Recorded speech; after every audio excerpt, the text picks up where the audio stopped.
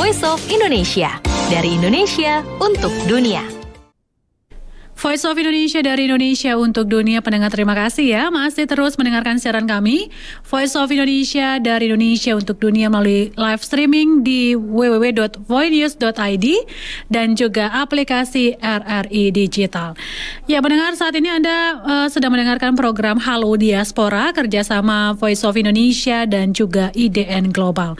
Dan kali ini kami akan berbincang-bincang mengenai bahasa Indonesia dengan Bapak Rahman Saiful selaku pengajar bahasa Indonesia di Belanda. Jadi memang pendengar, bulan Oktober itu identik ya dengan bulan bahasa ini karena tanggal 28 Oktober kita memperingati Hari Sumpah Pemuda, dan dalam Sumpah Pemuda salah satu dari 3 Sumpah Pemuda itu adalah bahasa persatuan bahasa Indonesia. Lalu bagaimana nih bahasa Indonesia di kalangan masyarakat internasional? Kita akan ngobrol-ngobrol dengan Bapak Rahman Saiful selaku pengajar bahasa Indonesia di Belanda. Halo Pak Rahman, apa kabar? Baik Bu, terima kasih. Selamat siang. Barangkali waktu Indonesia di sini masih agak gelap. Selamat pagi dari sini. Di sini baru jam 8 pagi. Baru jam 8. Terima kasih. Luar biasa. Terima kasih sudah menyempatkan diri nih Pak, mau berbincang bersama kami Voice of Indonesia ya. Betul. Terima kasih juga atas kesempatan ini. Iya. Ini kita akan ngobrolin soal bahasa Indonesia. Apalagi nanti ya bulan Oktober mendatang adalah bulan bahasa begitu ya, Pak Betul. Rahman ya. Selaku pengajar bahasa Indonesia di Belanda nih, bagaimana Pak Rahman melihat nih ya bahasa Indonesia untuk masyarakat internasional sendiri ya? Bagaimana, apakah masyarakat internasional cukup antusias begitu belajar bahasa Indonesia? Kita lihat untuk masyarakat Belanda, kita lihat dulu secara historisnya, karena masyarakat kita, masyarakat Indonesia dengan masyarakat Belanda itu sebetulnya sudah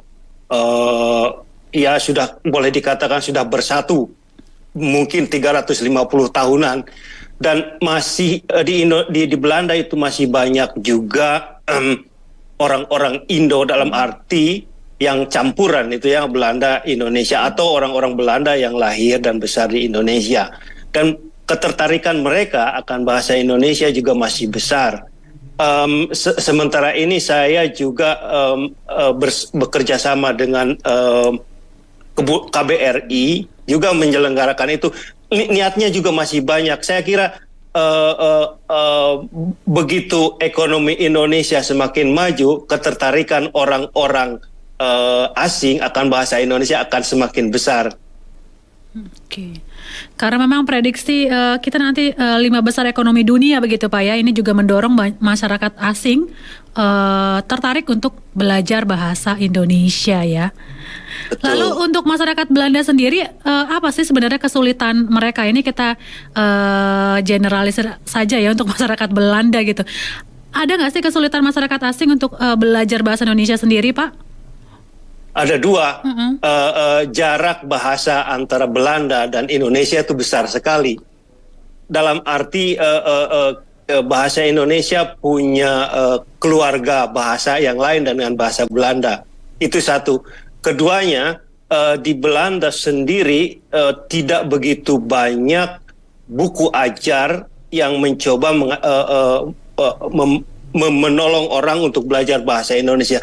Itu salah satunya keinginan saya, makanya saya menulis buku-buku ini untuk menolong orang belajar bahasa Indonesia, karena orang bilang bahasa Indonesia itu mudah. Bahasa Indonesia itu sulit, percayalah. Mungkin lebih sulit dari bahasa asing yang kita pelajari begitu Pak ya, apalagi untuk imbuhan-imbuhannya seperti itu ya. Itu kebalikannya juga. Saya sendiri waktu belajar bahasa Belanda atau bahasa Inggris, kita kesulitan karena jarak antara bahasa Indonesia atau bahasa ibu saya, bahasa Sunda, itu jauh sekali dengan bahasa Inggris. Kita kesulitan juga. Nah, kesulitan seperti itu juga terjadi untuk mereka yang ada di Eropa atau di dunia lain dengan bahasa ibu yang lain. Begitu saya kira. Dan ini buku-buku yang Bapak buat ini membantu ya menjembatani dari kesulitan-kesulitan mereka tersebut. Jadi itu dicetak dan bisa dibeli secara umum begitu Pak di Belanda ya? Betul. Sebetulnya saya membuat 2 jenis buku. Satu berbahasa Belanda khusus untuk masyarakat Belanda. Tapi saya juga menulis dengan bahasa Inggris, jadi lebih umum. Itu saya terbitkan untuk menolong orang belajar bahasa Indonesia dengan secara cepat, dengan secara mudah. Karena biasanya buku-buku yang ada itu atau terlalu akademis atau terlalu mudah, dalam arti kata hanya belajar kata-kata atau kalimat-kalimat yang sudah baku.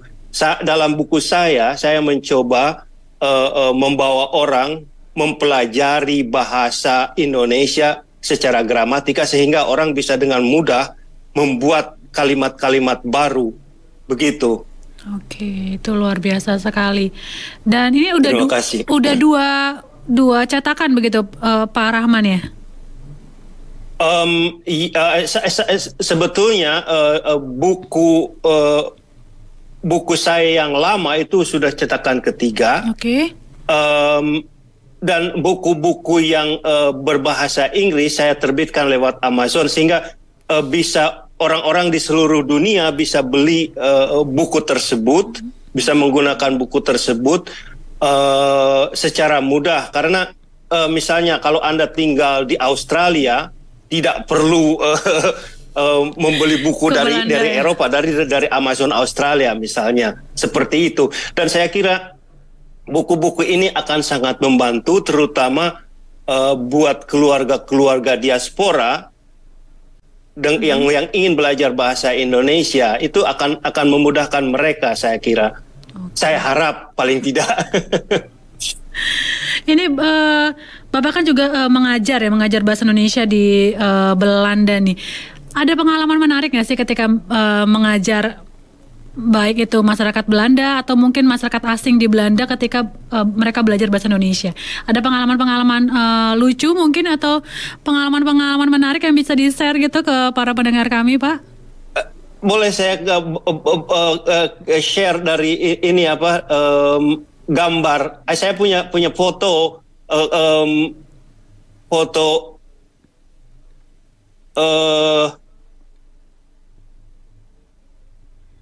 sebentar. Saya punya foto yang berkaitan dengan pengajaran bahasa Indonesia. Misalnya di sini bisa terlihat, Bu. Terlihat, Pak. Ya, ini sebentar, salah. Maksudnya ya yang ini. Misalnya iya. Ini murid-murid saya beberapa tahun yang lalu, saya menyelenggarakan kursus bahasa Indonesia di Sekolah Indonesia di Den Haag. Sebetulnya ini semacam diplomasi kultural dari KBRI, dan mereka belajar bahasa Indonesia di ruang bagus ini di belakang. Dan yang lucu itu biasanya orang-orang yang belajar bahasa Indonesia di sini punya hubungan khusus, hubungan pribadi dengan Indonesia. Misalnya orang ini menikah dengan orang Indonesia atau orang ini punya ibu orang Indonesia. Dan seperti itu, Bu. Oke. Jadi ada hubungan kekeluargaan atau kekerabatan mungkin ya dengan Indonesia, atau minimal pernah jalan-jalan kali ya ke Indonesia, Pak ya? Atau setiap tahun pergi ke Indonesia untuk mengunjungi keluarga. Itu juga salah satu keinginan mereka, belajar bahasa Indonesia sehingga mereka bisa berkomunikasi dengan keluarga istrinya atau tetangga istrinya, dan seperti itu. Tapi adakah sih Pak yang pure ingin belajar tanpa ada hubungan mungkin kekeluargaan atau kekerabatan, atau ingin belajar aja gitu, belajar bahasa Indonesia? Ada juga KBRI sekarang bekerja sama dengan TU Delft, atau sekarang itu kita menyelenggarakan satu sesi belajar bahasa Indonesia dasar Dan itu mahasiswa-mahasiswa atau peneliti-peneliti dari TU Delft kebanyakan juga hanya berkeinginan untuk belajar bahasa Indonesia. Ada juga yang punya hubungan keluarga, tapi pada umumnya mereka ingin belajar bahasa Indonesia. Yang menarik sekarang yang saya laksanakan, proyek yang sekarang saya laksanakan dengan ISS. ISS itu Institute for Social Studies di Den Haag. Itu mahasiswanya berdatangan dari berbagai negara. Misalnya dari Brasil, dari Peru, dari Algeria, atau dari Burundi. Dan mereka belajar bahasa Indonesia dan tidak punya hubungan keluarga karena mereka mau belajar bahasa Indonesia. Itu saya suka sekali karena kita juga dapat input dari mereka karena mereka menggunakan bahasa yang sama sekali tidak saya kenal. Dan itu menarik sekali, kita perbandingkan bahasa Indonesia dengan bahasa mereka, dan itu akan sangat baik dalam proses pengajaran, karena dalam hal saya kalau mengajar itu biasanya saya pakai komparasi. Jadi pembandingan satu bahasa dengan bahasa lain sehingga orang dengan mudah bisa mengerti apa bedanya bahasa Indonesia dengan bahasa mereka, dan dengan mudah bisa menggunakan bahasa itu sendiri. Iya, betul. Di kemudian hari.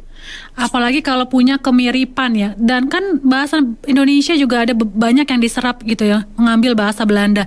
Itu juga membantu mereka untuk belajar bahasa Indonesia, Pak ya? Betul sekali. Itu juga salah satu tool saya untuk para peserta kursus, karena yang jadi masalah juga ya untuk belajar bahasa Indonesia, kata-kata bahasa Indonesia itu sulit sekali untuk diingat. Dan kalau kita menggunakan kata-kata yang mereka kenal, itu dengan mudah mereka bisa menggunakannya kembali dalam percakapan misalnya. Seperti itu. Ya, tentu saya lucu sekali di kelas terakhir ada ada mahasiswa dari Brasil. Saya bilang dalam kursus ini banyak sekali bahasa kata-kata Indonesia yang berasal dari bahasa Portugis, karena di Brasil mereka berbicara bahasa Portugis. Kok dia suka sekali, dia tulis langsung semacam daftar kata-kata yang berasal dari bahasa Portugis. Itu lucu. Dan itu yang membuat dia jadi semangat untuk belajar bahasa Indonesia, begitu Pak ya.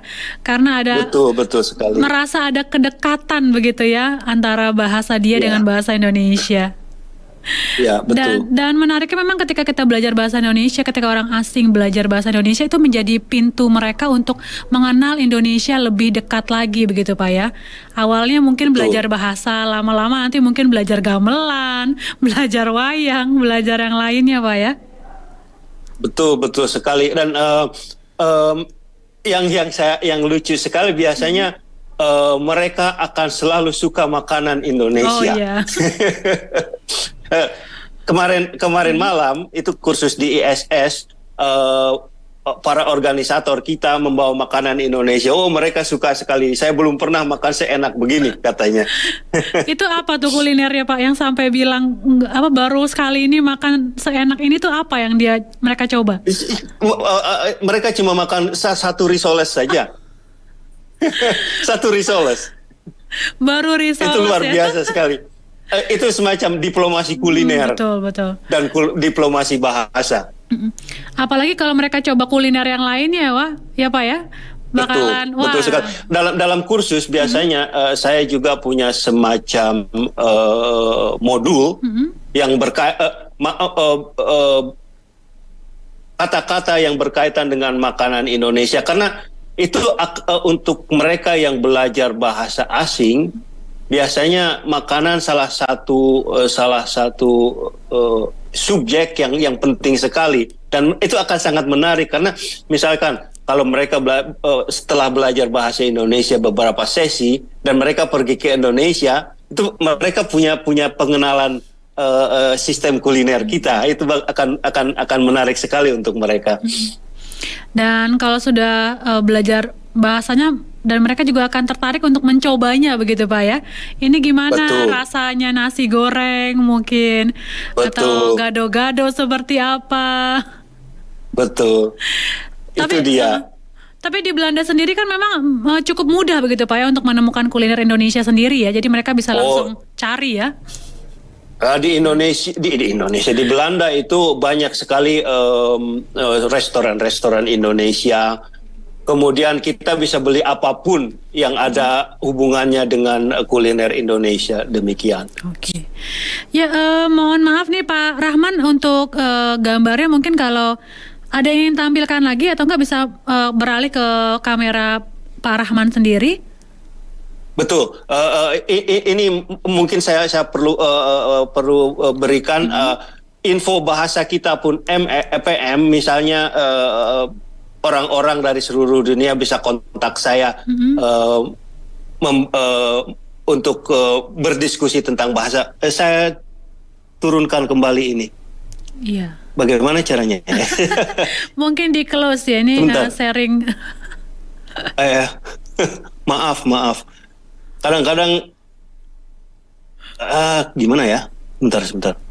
Oh ya, ini aja tuh. Iya, tutup saja Pak. Sebentar. Bagaimana nutupnya? Hey. Jadi ya tidak apa-apa Pak, sambil menunggu kita sambil ngobrol lagi ya. Jadi begitu. Baru saja kelihatan lagi wajahnya. Jadi untuk sebagai pengajar sendiri di sana berarti setiap harinya Bapak mengajar ya, ada jadwal mengajar ya? Sebetulnya saya hanya freelance saja, saya punya pekerjaan lain tapi ini freelance. Karena saya sangat suka sekali mengajar bahasa Indonesia. Kalau orang dari kosong kemudian bisa berbicara bahasa Indonesia sedikit demi sedikit, itu saya punya kesenangan yang luar biasa. Betul sekali. Ada perasaan yang haru dan bangga begitu Pak ya? Betul demikian ya. Apalagi itu masyarakat asing atau masyarakat internasional. Ini kan Bapak sudah sering begitu mengajar masyarakat Belanda dan juga masyarakat asing di Belanda. Bagaimana pendapat Bapak nih tentang bahasa Indonesia yang diajukan ya untuk bahasa resmi di PBB? Ini kesempatan atau chance Indonesia sendiri itu chance-nya itu seperti apa? Sebesar apa? Saya kira kalau kita melihat jumlah penutur bahasa Indonesia yang luar biasa besar, saya kira 270 juta orang yang menggunakan bahasa Indonesia, saya kira akan ada baiknya kalau misalnya di PBB bahasa kita digunakan sebagai bahasa resmi. Dan ini saya kira akan membawa image bahasa Indonesia akan lebih baik. Karena bahasa itu sebetulnya ada hubungannya dengan nilai ekonomi. Kalau nilai ekonomi bangsa baik, nilai ekonomi bahasa baik, dan orang akan tertarik untuk mempelajari bahasa tersebut, ya kan? Betul. Kalau misalnya ini juga mungkin salah satu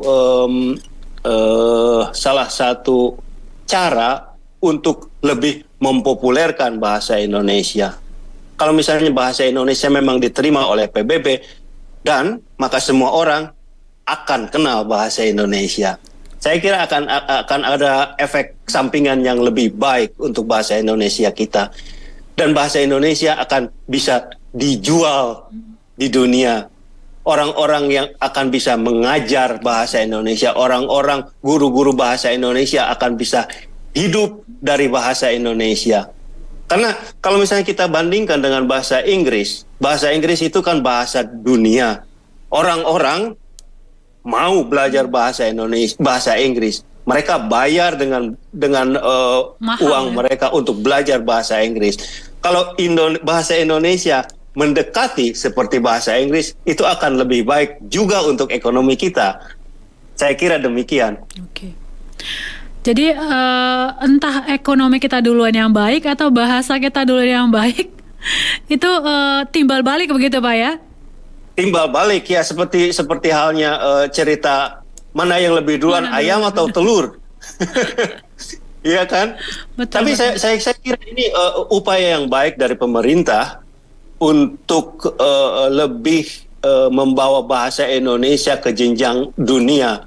Dan saya kira kita orang-orang diaspora di seluruh penjuru dunia juga akan membantu untuk lebih mempopulerkan bahasa Indonesia. Iya. Saya kira demikian. Betul sekali Pak. Karena memang teman-teman diaspora inilah ya yang berhadapan langsung begitu kan dengan masyarakat internasional. Betul. Dan tentu Betul. Yang akan duluan nih di garda terdepan ya untuk memperkenalkan bahasa Indonesia. Nggak cuma bahasa ya Pak ya, ada budaya, seni dan lainnya yang akan diperkenalkan. Salah satunya melalui bahasa. Dan memang kegiatan di KBRI sendiri banyak begitu Pak ya untuk belajar bahasa Indonesia ya. Betul. Ya ini menarik sekali. Saya sudah ikut program dari KBRI Indonesia di Den Haag. Mereka punya program diplomasi budaya dalam terutama mengenai bahasa diplomasi. Saya kira ini jalan yang baik untuk memperkenalkan budaya kita di luar negeri. Saya harap juga tidak hanya di Belanda tapi di negara-negara lain seperti di Jerman atau di Prancis atau di Amerika menggunakan sistem seperti ini. Saya kurang tahu, tapi yang saya tahu hanya di KBRI Belanda di Den Haag di sini, dan saya sudah sudah ikut cukup lama dalam program tersebut, dan yang lebih menarik dengan diplomasi budaya seperti ini, misalnya kursus bahasa Indonesia, kita juga menciptakan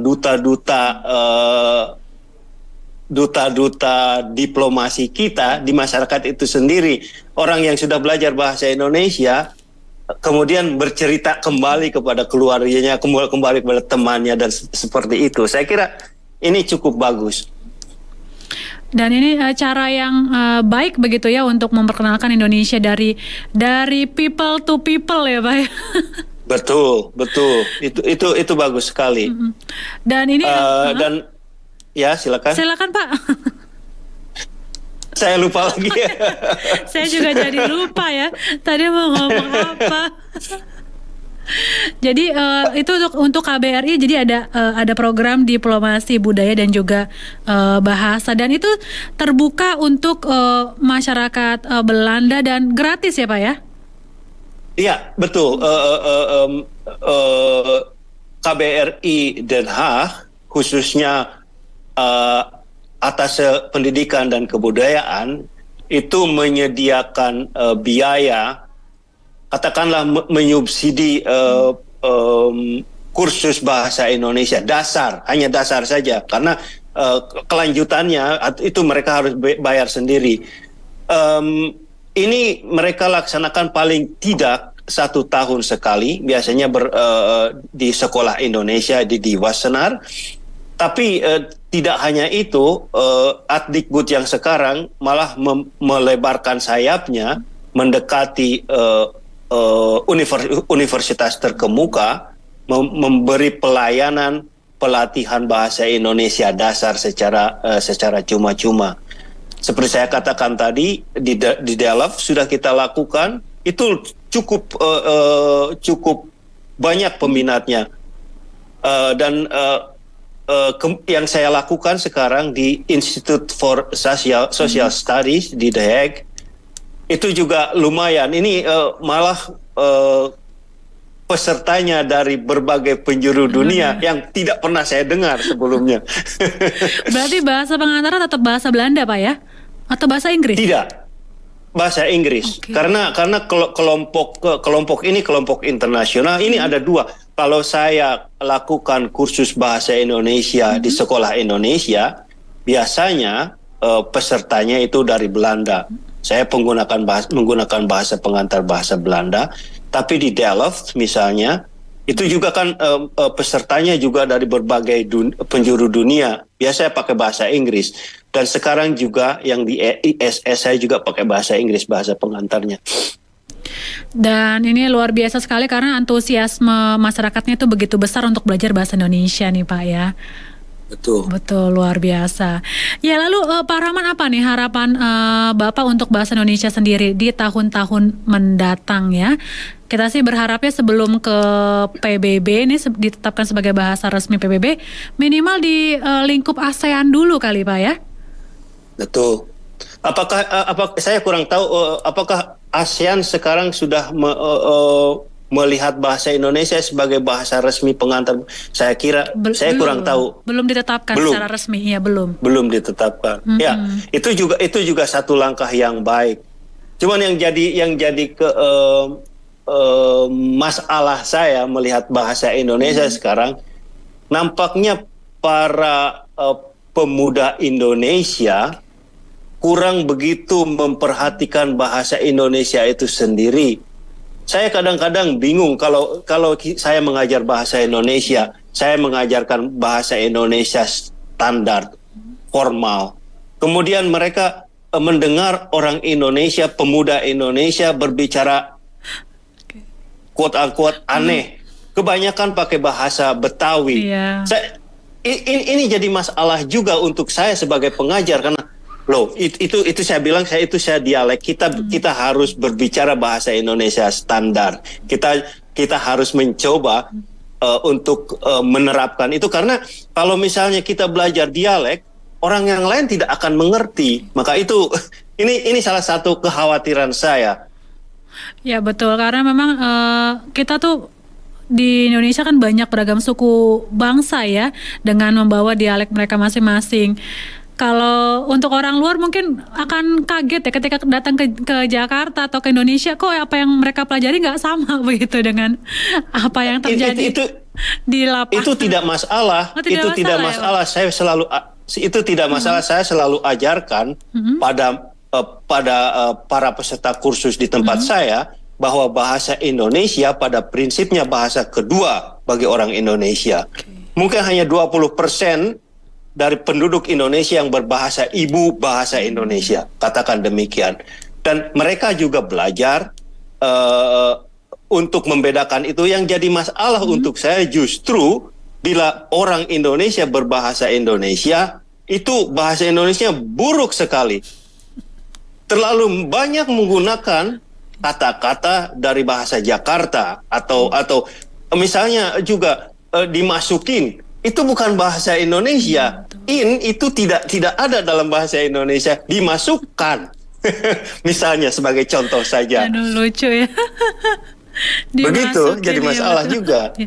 Mungkin kalau untuk di tataran universitas ataupun mungkin perkantoran, masih banyak yang menggunakan bahasa baku, tapi untuk sehari-hari mungkin memang banyak yang lebih pakai dialek Betawi begitu Pak ya, kalau di Jakarta sendiri. Betul, itu juga jadi masalah sebetulnya, karena kalau mereka melihat Anda salah mengajar saya.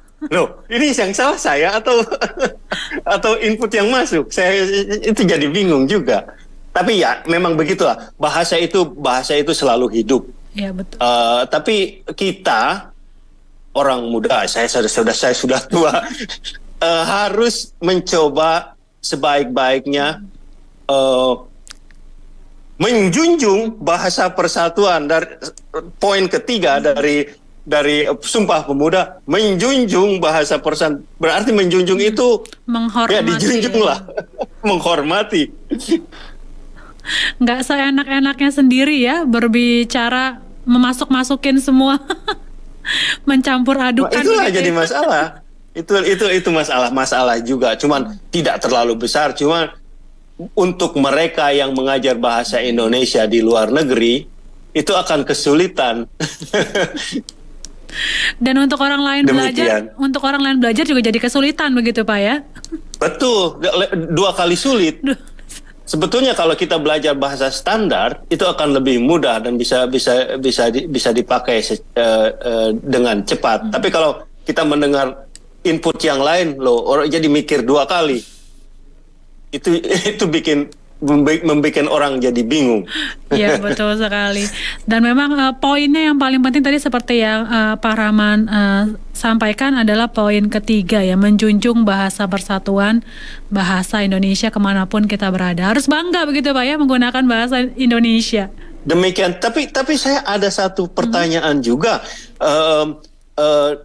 Kadang-kadang saya membaca redaksi yang lain dari Sumpah Pemuda berbahasa satu bahasa Indonesia. Itu dari mana asalnya? Saya kurang tahu karena teks yang asli adalah menjunjung bahasa persatuan bahasa betul. Indonesia.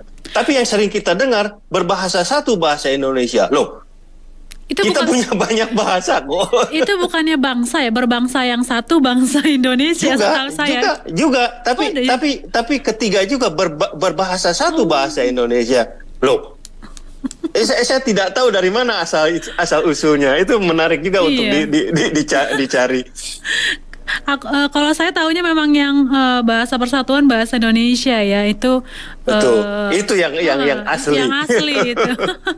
Itu mungkin untuk menggaungkan kali ya bahasa Indonesia. Mungkin juga. Atau orang salah kaprah. Semua juga satu. Untuk mempermudah menghafalkan ini aja mungkin. Ya, Sumpah Pemuda. Mungkin. Bisa jadi demikian.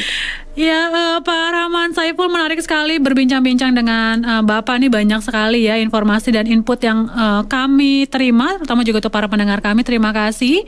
Dan mohon maaf karena waktu yang terbatas sekali nih Pak Rahman Saiful. Saya berharap Bapak terus mempopulerkan, mengenalkan bahasa Indonesia di sana. Terima kasih atas kerja kerasnya ya, tentunya kerja keras mengajarkan bahasa Indonesia. Kami mengapresiasi sekali nih. Tinggal bagaimana kita nih yang di sini ya di Indonesia juga tadi seperti Pak Rahman untuk menjunjung tinggi bahasa Indonesia, bahasa persatuan. Ya demikian. Sehat selalu Bapak. Salam untuk teman-teman diaspora di sana. Terima kasih banyak Bu Dora. Sampai lain kali. Voice of Indonesia, dari Indonesia untuk dunia.